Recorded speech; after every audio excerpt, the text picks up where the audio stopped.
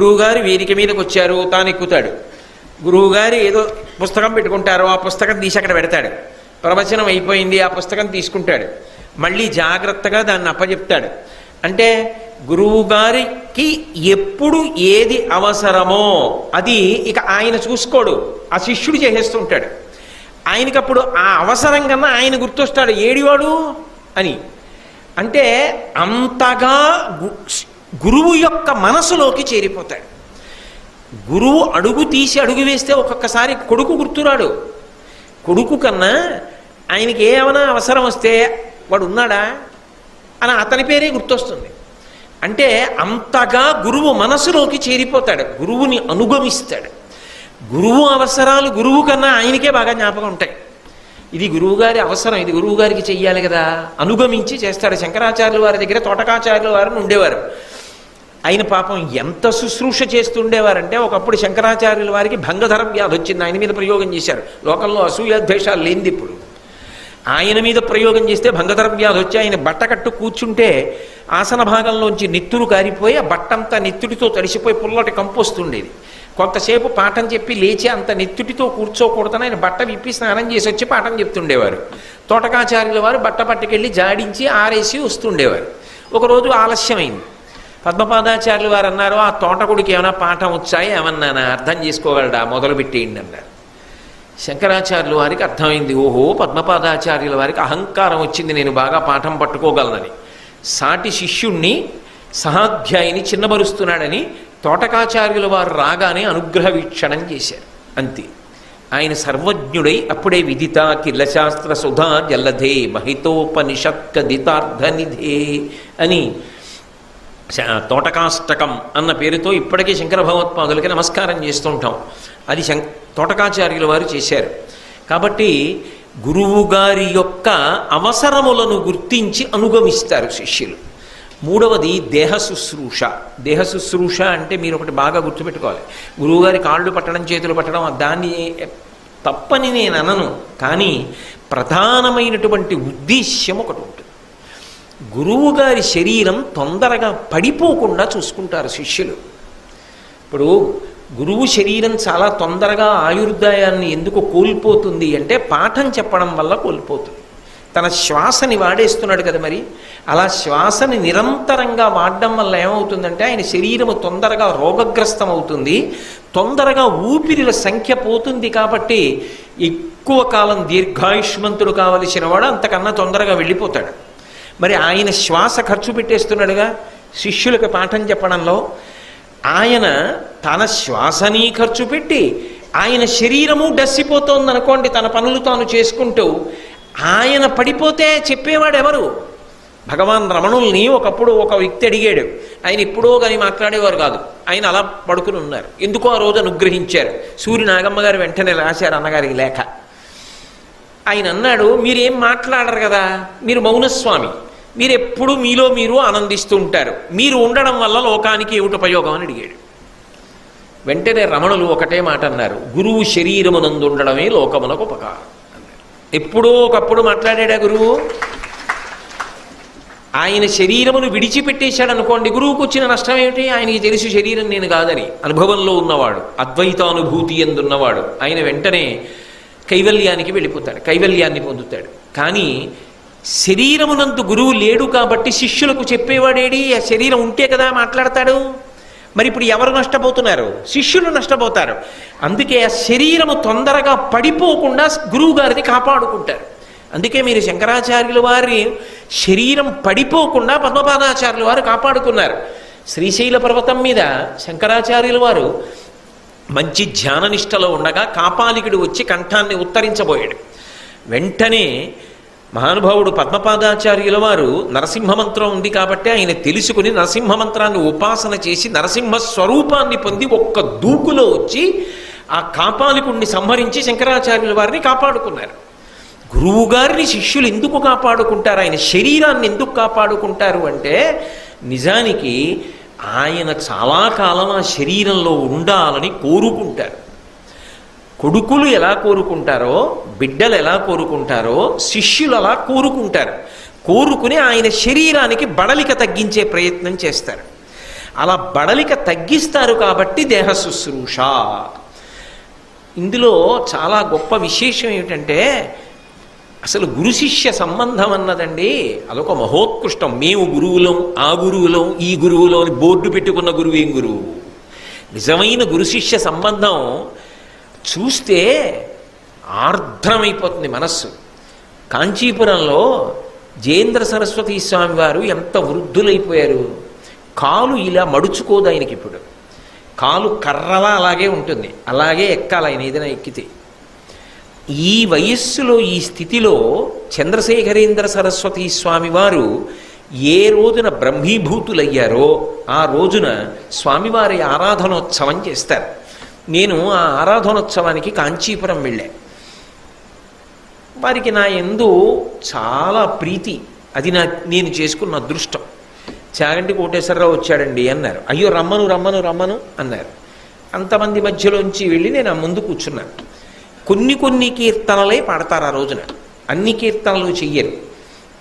స్వామివారి బృందావనం ముందు కూర్చుని మానస సంచరరే బ్రహ్మణి మానస సంచరరే అన్న కీర్తన పాడుతున్నారు.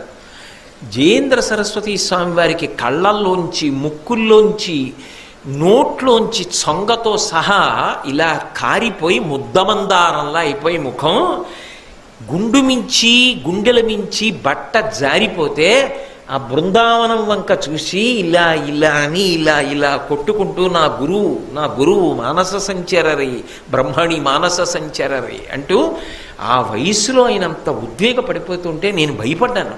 అయ్యి బాబోయ్ ఏమిటి ఇంత ఉద్వేగపడిపోతున్నారు. ఆ కీర్తనలు పాడిన తరువాత ఆయన ఎంత నీరసపడిపోయారు, ఎంత ఆనందం ఆ గురువు పేరు చెప్పేటప్పటికి. ఆ గురువు శరీరంతో ఉండాలని అంత పరిశ్రమిస్తారు. చంద్రశేఖరేంద్ర సరస్వతి అన్న పేరు చాలామందికి ఉంది. కంచిలో నడిచే దేవుడని ప్రఖ్యాతి వహించిన చంద్రశేఖరేంద్ర సరస్వతి స్వామివారి యొక్క గురువు గారు మహాదేవేంద్ర సరస్వతి. మహాదేవేంద్ర సరస్వతి గురువు గారు కూడా చంద్రశేఖరేంద్ర సరస్వతి. గురువుగారికి మశూచి వ్యాధి వచ్చింది, లోపలికి వెళ్ళకూడదు అని చెప్పారు. గురు శుశ్రూష కన్నా నాకు పీఠాధిపత్యం అక్కర్లేదని వెళ్ళి గురువుగారికి సేవ చేశారు. 13 రోజులే పీఠాధిపత్యం. గురువుగారు బ్రహ్మీభూతులయ్యారు, వెనక శిష్యుడు కూడా బ్రహ్మీభూతులైపోయారు, వదిలిపెట్టేశారు శరీరం. నా గురుసేవలో నాకు మశూచి వచ్చి శరీరం పడిపోయినా పర్వాలా, తప్ప నా గురువుగారి గదిలోకి వెళ్ళి ఆయన సేవ చెయ్యకుండా నేను ఉండలేను అని సేవ చేసి ఆయన కూడా శరీరం వదిలిపెట్టేస్తే అప్పుడు చంద్రశేఖరేంద్ర సరస్వతి స్వామి వారు పీఠాధిపత్యంలోకి వచ్చి 100 ఏళ్ళు ఉన్నారు. అది గురువు యొక్క సేవ. అయితే మీరు ఒక్కటి బాగా జ్ఞాపకం పెట్టుకోవాలి, నిజంగా ఏ గురువు కూడా నేను గురువునని కానీ, నేను అంత గురువునని కానీ, ఇంత గురువునని కానీ ఎక్కడా ఏ పటాటోపాన్ని ప్రదర్శించడం. మీకు నేను ఒక ఉదాహరణ చెప్పనా? భగవాన్ రమణులు ఒకసారి కూర్చునున్నారు అరుణాచలంలో. ఒక కాలు బాగా లావుగా ఉంటుంది. భగవాన్ రమణులు అని నేను అన్నప్పుడు అరుణాచల భగవాన్ రమణులు అని. ఆయనకి ఒక కాలు లావుగా ఉంటుంది, ఎందుకంటే ఒకసారి తేనె తుట్టెలో తేనెటీగలన్నీ వచ్చి ఒక కాలుని కురికేసి ఆయన కాలు కదపకుండా అలాగే ఉంచారు. పళనిస్వామి అని పక్కన అంతేవాసి అడిగాడు, ఎందుకు అలా కనిపించుకున్నారని అడిగాడు. నేను కొండ మీద నడిచి వస్తున్నప్పుడు ఈ కాలు తేనెటీగలు పట్టి ఉన్నటువంటి ఒక పొదకి నిష్కారణంగా తగిలింది. వాటి పట్టు కదిలింది, వాటి ఇల్లు కదిలింది, అవన్నీ లేచి తప్పు చేసిన కాలుని కరిచాయి. తప్పు చేసిన కాలు శిక్ష పొందాలి కదా, అందుకని ఇది శిక్ష పొందుతుంటే నేను అలా అనుభవించి వచ్చాను. ఇది అనుభవించింది. శ్రావణం పెట్టి ఆ తేనెటీగల ముళ్ళన్నీ పీకాడు పళనిస్వామి. ఆ కాలు చివరి వరకు అలాగే ఉండిపోయింది, లావుగా ఉండేది.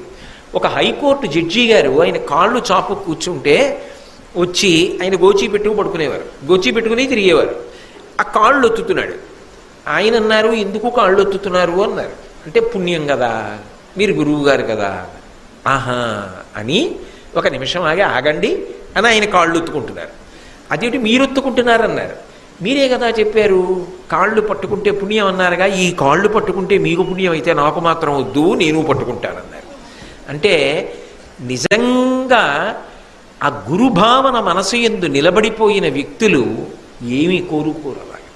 వాళ్ళు నాకు ఇది జరగాలి, అది జరగాలి, ఈ పటాటోపం ఉండాలి, ఆ పటాటోపం ఉండాలి, వాళ్ళ మనసులో ఏముండదు. వాళ్ళు ఎప్పుడు నందతి నందతి నందచ్చేవ పరమానందపడిపోతూ ఇప్పుడు ఏదో భగవంతుడి గురించి ఆలోచిస్తూ ఏ పద్యమో తలుచుకుంటూ ఏ శ్లోకమో తలుచుకుంటూ ఏ కీర్తనో తలుచుకుంటూ పరమానందపడిపోతూ ఆఖరికి శరీరము రోగగ్రస్తమైతే ఆ రోగాన్ని కూడా భగవంతుని యొక్క కథా సంస్మరణమునందు మర్చిపోతారు తప్ప నాకు ఈ శుశ్రూష చెయ్యండి అని మాత్రం వాళ్ళని అడగరు. అందుకే లోకంలో ఒక మాట ఉంది, స్వామి పుష్కరిణీ స్నానం సద్గురో పాదసేవనం ఏకాదశి వ్రతంచాపి త్రయం అత్యంత దుర్లభం. 3 లోకంలో దొరకవు. స్వామి పుష్కరిణీ స్నానం, వెంకటాచలంలో ఉన్న స్వామి పుష్కరిణి స్నానం కానీ సద్గురో పాదసేవనం, సద్గురువు నా కాళ్ళు పట్టండని ఎవ్వరిని అడగడు. నిప్పెడుతున్నాయి అనుకోండి, నిప్పెడుతున్నాయి సహజం, మరి వాళ్ళు తిరిగాం కదూ నిప్పెట్టకుండా ఎలా ఉంటాయి అని భరిస్తాడు, వహిస్తాడు, సహిస్తాడు తప్ప ఆయన ఓ శిష్యుడిని పిలిచి కాసేపు కాళ్ళు వస్తావోయ్ అని డాంబికంగా కాళ్ళు ఒత్తించుకోవడం అలా ఏం ఉండదు. గురువు అంటేనే సహనం, గురువు అంటేనే భరించేయడం. అయినప్పుడు అసలు ఎందుకు శుశ్రూష చేయించుకుంటాడు? అలాంటి గురువు యొక్క శుశ్రూష ఏ కారణం చేతనైనా చెయ్యగలిగాడు అనుకోండి, అది ఎందుకు చేయించుకుంటాడు అంటే ప్రేమ చేత కాదనలేక చేయించుకుంటాడు అంతే. అది దేహ శుశ్రూష. అర్జునుడు ద్రోణాచార్యుల వారికి అలా చేశాడు. మా గురువు గారు పరబ్రహ్మం, ఆయనకి చెయ్యడం కన్నా నాకు అదృష్టమేముంది? మీరు ఎదర కొన్ని వింటారు, గురువుగారు స్నానానికి వెడితే తాను వెళ్ళేవాడు అంటే గురువుగారికి కావలసినవన్నీ పట్టుకెడతాడు, మళ్ళీ గురువుగారు బట్ట స్నానం చేసింది పిడుస్తాడు, పట్టుకొస్తాడు, ఆరేస్తాడు. ఇంతకన్నా నాకు పరబ్రహ్మం యొక్క సేవ ఉంది, ఇది నా అదృష్టం అంటాడు. ఇది ఏదో మనసులో పెట్టుకుని గురువుగారి దగ్గర ఏదో పొందాలని చేసేది కాదు, గురుసేవ కన్నా నా జన్మకి అదృష్టం ఏముందని చేస్తాడు. ఇవి గురు శుశ్రూష అని పిలుస్తారు శాస్త్రంలో. అటువంటి సేవ చేసేవాడు కాబట్టి శశ్వద్గురు పూజాయత్నంబున బరగుచు సంప్రీతు చేసే భారద్వాజున్. అందుకని ద్రోణాచార్యుల వారు అర్జునుడి పట్ల ప్రీతి పొందాడు. కేవలం తన కాళ్ళు పట్టాడనో తనకి కూరలు తెచ్చాడనో కాదు, ఆ పరిణతి ఉన్నవాడు, తన యందు ప్రేమ ఉన్నవాడు, తనకన్నా ఇంకా లోకంలో ఎవరూ అక్కర్లేదు. ఒక్కొక్కళ్ళు అలా తరించిపోతారు. కామకోటి పీఠాధిపత్యం వహించిన చంద్రశేఖరేంద్ర సరస్వతి స్వామి వారి వెనక ఎప్పుడూ ఒక శిష్యుడు ఉండేవాడు. ఆయన సన్యాసి. ఒకప్పుడు స్వామివారికి మలేరియా వచ్చింది, జ్వరం వచ్చి ఒళ్ళు ఊగిపోతుండేది. ఆయన వచ్చిన వైద్యుడితో కూడా సంస్కృతంలోనే మాట్లాడే ఔషధం పుచ్చుకునేవాడు. ఎవరు పుట్టుకుంటారు? ఈయన శుశ్రూష చేస్తుండేవాడు.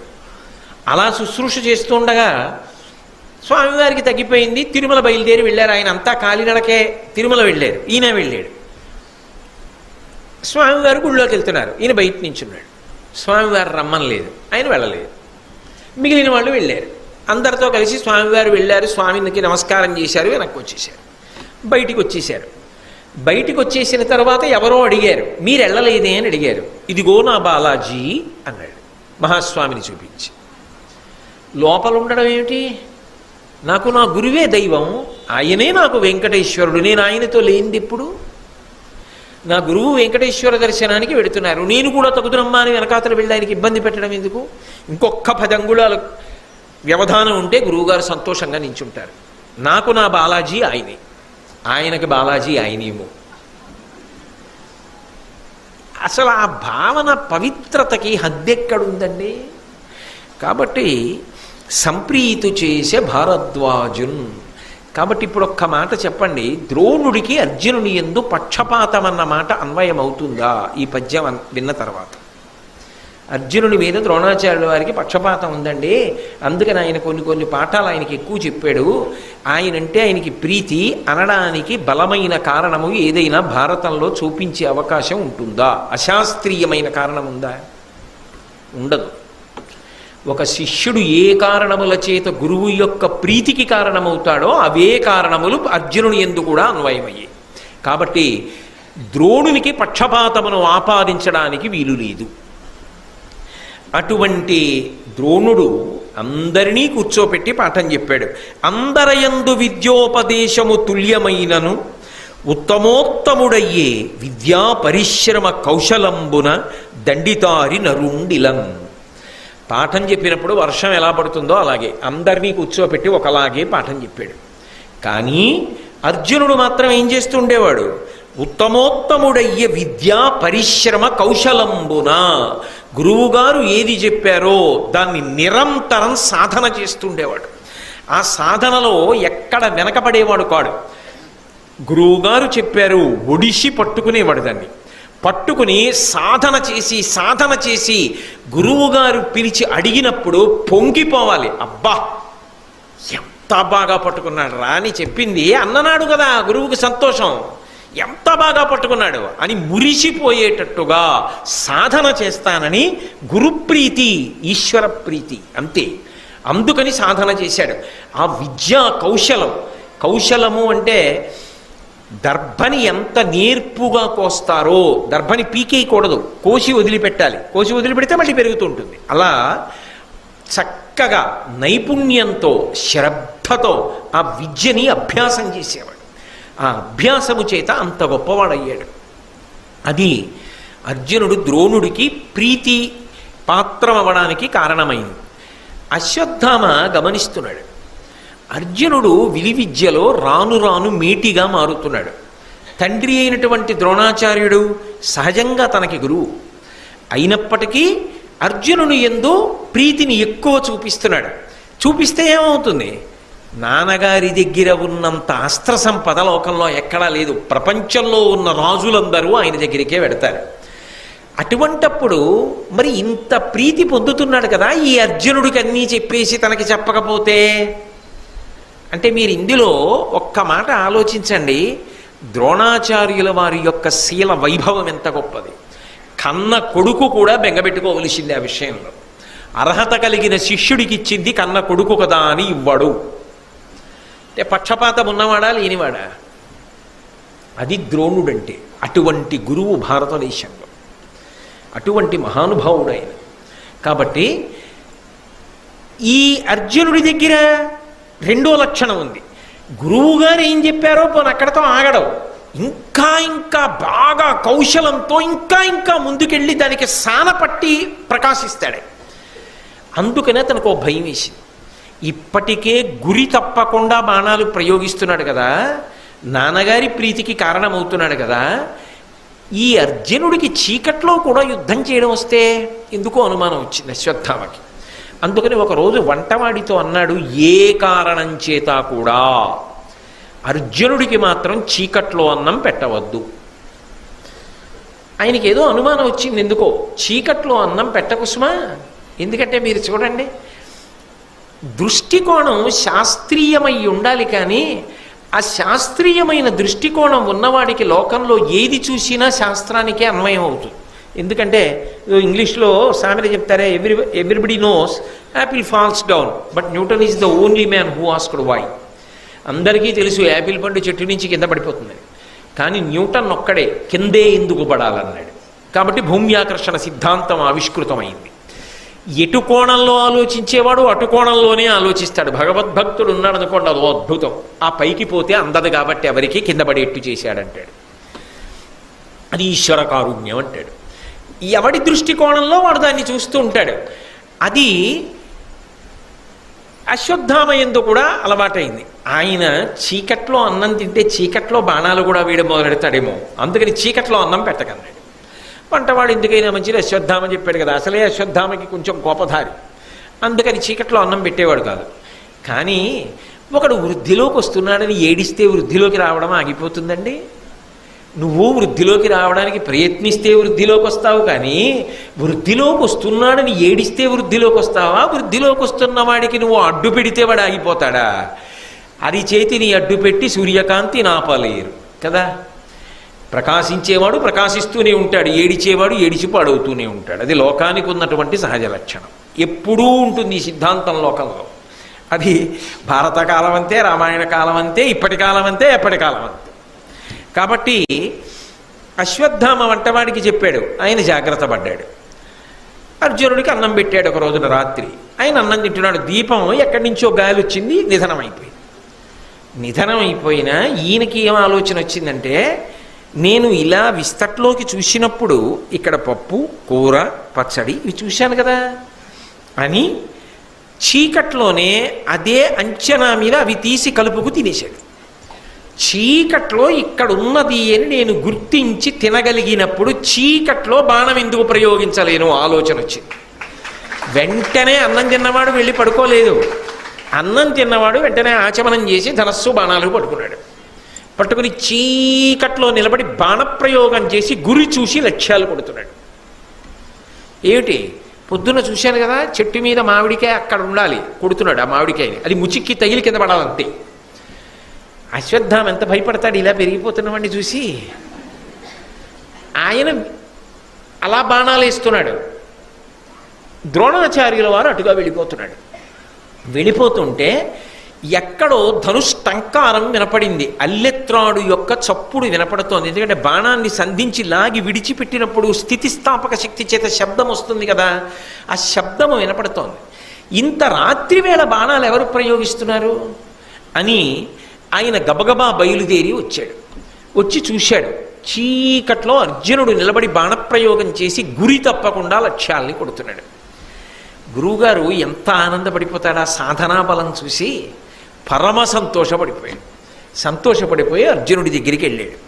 వెళ్ళి అన్నాడు, అతని అస్త్రా విద్యాభియోగమునకు ప్రియ శిష్యవృత్తికి పెద్దమిచ్చి అన్నా, ధనుర్ధరులన్యులు నీకంటే అధికులు కాకుండునట్లుగా గగరపుదు విలి విద్య ఘనముగానని పల్కి ద్వంద్వ సంకీర్ణ యుద్ధముల తెరగు రథ మహీ వాజి వారణములపై నుండి దృఢ చిత్ర సౌష్ఠవ స్థితులనీయ బహువిధ వ్యూహ భేదనోపాయములను సంప్రయోగ రహస్యాతిశయముగా గగరపెనజ్జనునకు తొంటి భార్గవుండు వింట ఇట్టిడేయని పొగడంగ ఎల్లజనులు.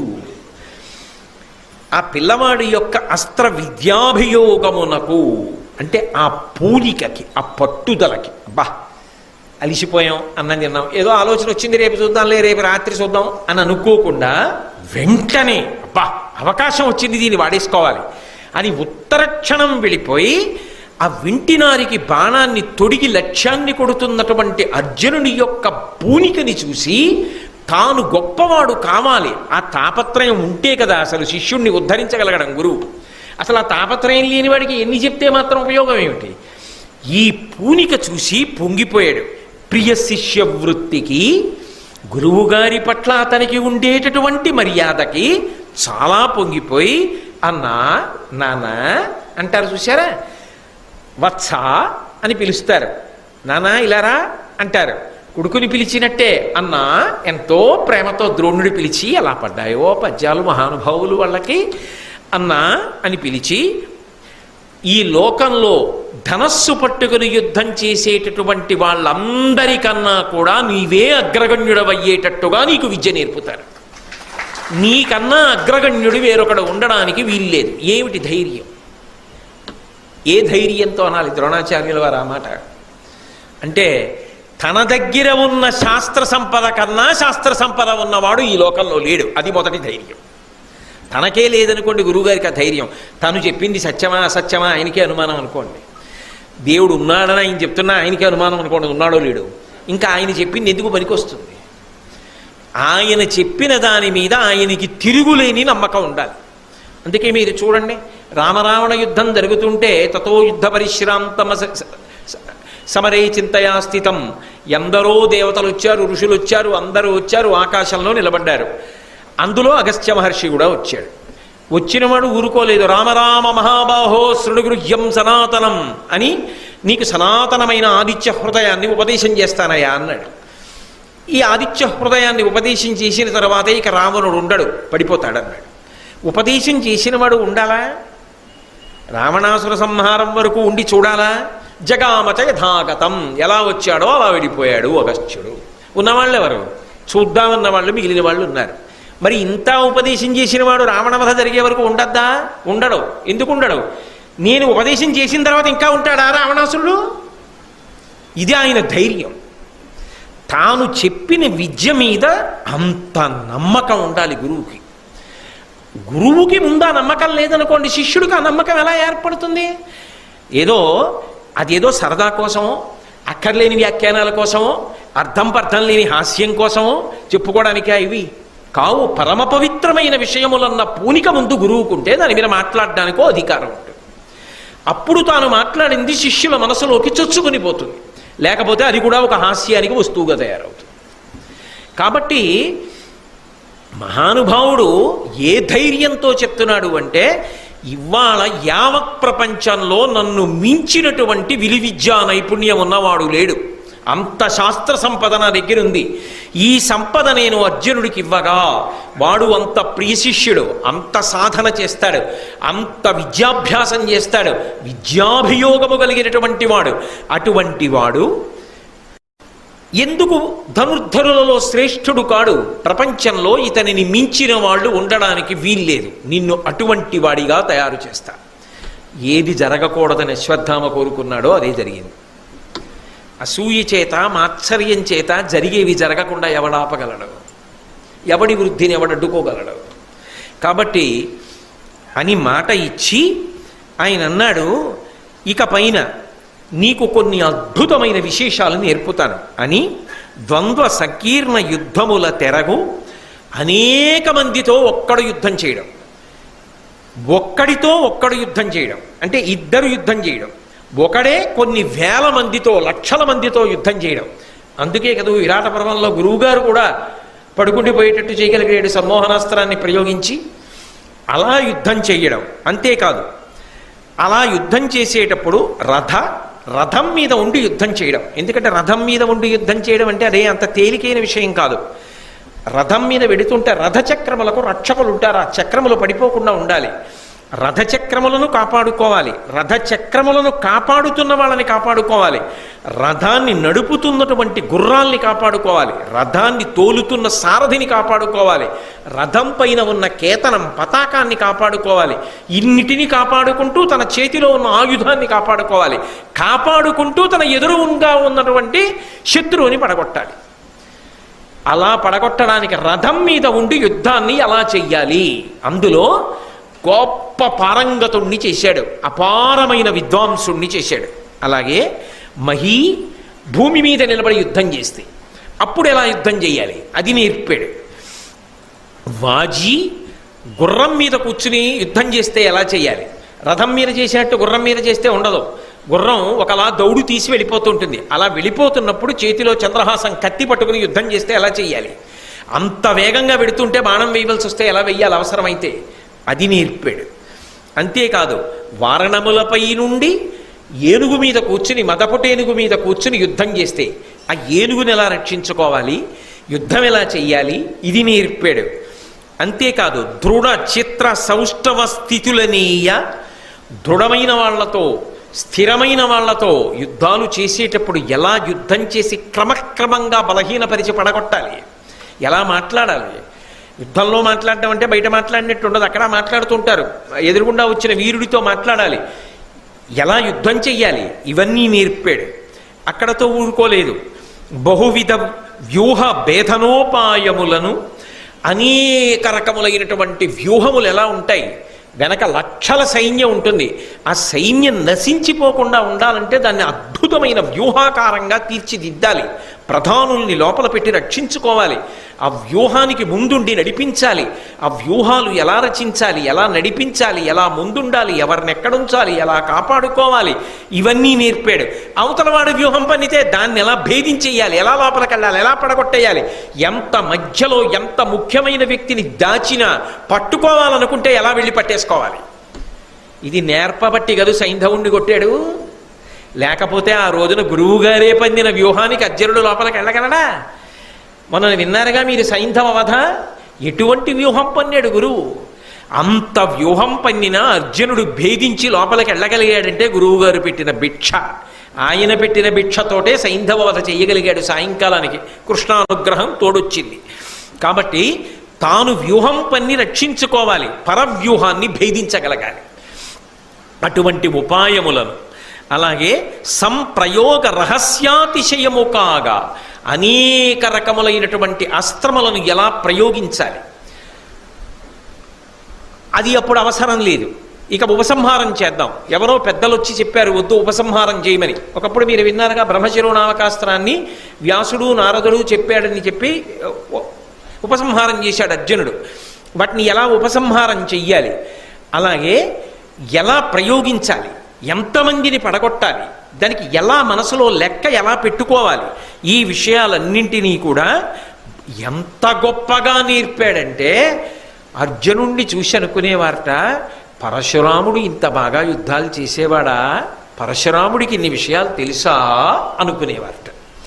అంటే ఇప్పుడు అర్జునుడు ఏ స్థాయిని పొందాడు అంటే గురువు వలన నేర్చుకొని పరమ గురువుని దాటాడు. గురువుగారు ద్రోణాచార్యుల వారికి అస్త్ర విద్య అంతా ఎక్కడి నుంచి వచ్చింది, పరశురాముడి దగ్గర నుంచి వచ్చింది. గురువుగారు పరమ గురువుగారు నేర్పిన విద్య వల్ల పరమ గురువు గారిని అర్జునుడు దాటితే గురువుగారు పొంగిపోయారు. లోకంలో ఎక్కడైనా తనని దాటిపోతే ఏడుస్తాడు ఇంకొకడు, ఒక్క గురువు మాత్రం శిష్యుడు తనని దాటి ప్రకాశిస్తే ఆనందపడిపోతాడు.